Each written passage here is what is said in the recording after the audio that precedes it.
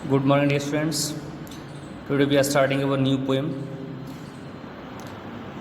The Noble Nature. This poem was composed by Ben Jonson and this is on page number 61 of your textbook. बच्चों, वैसे आपकी poem का जो title है वो है द नोबल नेचर, यानी कि शानदार स्वभाव, आलीशान स्वभाव। बट इस पोएम का जो ओरिजिनल नेम है वो है परफेक्ट लाइफ। ये पोएम जो बेन जॉनसन ने लिखी है, इसका जो ओरिजिनल नेम है वो है द परफेक्ट लाइफ, पूर्ण जीवन। फ़िलहाल आपकी किताब में इसका नाम द नोबल नेचर दिया हुआ है, तो हम यही इसका टाइटल मान के चलेंगे। इसका टाइटल यही है फ़िलहाल इस पोएम को पढ़ने से पहले इस पोएम का जो इसमें जो लिखा हुआ है उसकी थोड़ी समरी हम जान लेते हैं। इसका जो सेंट्रल आइडिया है वो हम देख लेते हैं। तो बच्चों, ये बहुत ज़्यादा इंस्पिरेशनल पोएम है, इससे आपको बहुत ज़्यादा इंस्पिरेशन मिलेगी। तो इस पोएम में हमें ये सिखाया गया है कि जीवन है क्या, जीवन का उद्देश्य क्या है। हम इस धरती पर आए, हमें ईश्वर ने इस धरती पर भेजा, तो इसका उद्देश्य क्या है। तो बच्चों, इस पोएम में ये बताया गया है कि सिर्फ जीवन जीना ही जीवन नहीं है।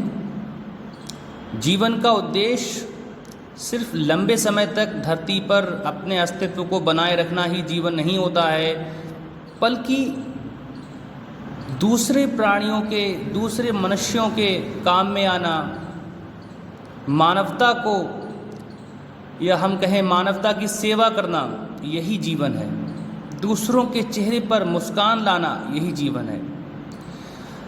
तो आओ इस पोएम को पढ़ते हैं कि हमें किस तरह का जीवन हमें नहीं जीना चाहिए और किस तरह का जीवन हमें जीना चाहिए। आओ हम जानते हैं, इस पोएम के माध्यम से पढ़ते हैं। बच्चों, लिखा है कि it is not growing like a tree in bulk doth make man better be. पेड़ की तरह साइज में बहुत बड़ा हो जाने से इंसान महान नहीं बनेगा। क्या इंसान पेड़ की तरह बड़ा हो जाने से महान बन जाएगा? नहीं बनेगा। और standing long and oak 300 years, या फिर एक ओक का पेड़, शाहबलूत का पेड़ जो कि 300 सालों तक जीवित रहता है, और अंत में to fall a log at last dry bald and sere. और अंत में क्या होता है कि उसका जो तना होता है वो सूख जाता है, उस पर पत्ते नहीं बचते हैं और वो किसी काम का नहीं बचता है, उसके तने का इस्तेमाल भी नहीं हो पाता है। 300 साल तक उसने अपना जीवन जिया, लेकिन उसका जीवन किसी भी प्रकार से किसी भी प्राणी के फ़ायदे में नहीं आया। तब इस तरह का जो जीवन है वो किसी काम का नहीं है। और अगर इंसान भी ऐसा लंबा जीवन जिए तो उसके जीवन का भी कोई उद्देश्य नहीं है, उसका जीवन बेकार है। हमें दूसरे स्टैंजा में क्या जानने को मिलेगा कि आ लिली ऑफ अ डे, एक लिली का एक फूल होता है, एक पेड़ होता है लिली, जिसमें फूल आता है, इस फूल को भी लिली का फूल बोलते हैं, इसको हिंदी में हम कुमुदनी कहते हैं। तो जो कुमुदनी का फूल होता है वो एक दिन के लिए खिलता है इस फेराडेन में, और कितना सुंदर नज़र आता है वो पेड़। इसका जो फूल होता है वो कितना सुंदर नज़र आता है। Although it fall and die that night, हालांकि ये फूल जिस दिन खिलता है उसी दिन ये फूल मुरझा जाता है, ख़त्म हो जाता है।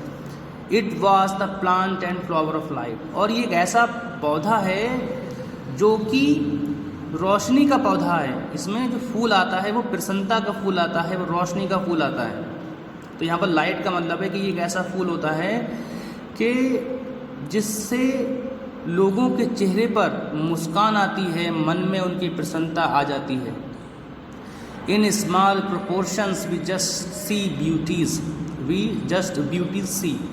तो ज़िंदगी के इस छोटे से साइज़ में, यानी कि ये बहुत छोटे सा जो पेड़ होता है, बहुत छोटा सा फूल होता है, इसमें क्या होता है, हम सुंदरता हमें देखने को मिल जाती है। यानी कि जो जीवन की सुंदरता हमें देखने को मिल जाती है इस छोटे से प्लांट में, छोटे से उसके फूल में। And short in measures life में परफेक्ट बी। तो कवि यहाँ कहना चाहता है कि अगर ज़िंदगी बहुत छोटी है, भले ही वो एक दिन की क्यों ना हो, जैसे कि लिली के पेड़ की होती है, लिली के फूल की होती है, सॉरी, तो वैसे ही अगर हमारी ज़िंदगी भी एक दिन की क्यों ना हो, भले ही अगर वो एक दिन की है, लेकिन वो जीवन कैसा होना चाहिए? मीनिंगफुल होना चाहिए, वो सार्थक होना चाहिए, उससे दूसरों के जीवन में प्रसन्नता आनी चाहिए। ऐसा जीवन ही परफेक्ट लाइफ हो सकता है, परफेक्ट लाइफ होता है। तो यहाँ पर हमारी पोइम फिनिश होती है। इस पोइम से मैं उम्मीद करता हूँ आप बहुत कुछ सीखेंगे।